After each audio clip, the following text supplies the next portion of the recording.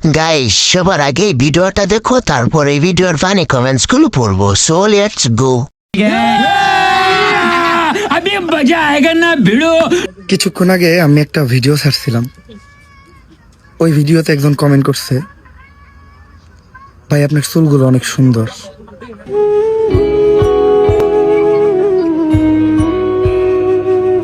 কেমনটা লাগে?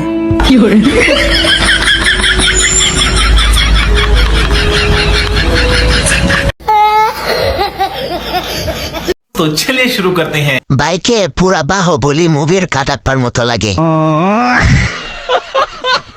ভাই আপনার চুলগুলো অনেক সুন্দর, আমি যদি এরকম একটা চুলের কাটিং দিতে পারতাম।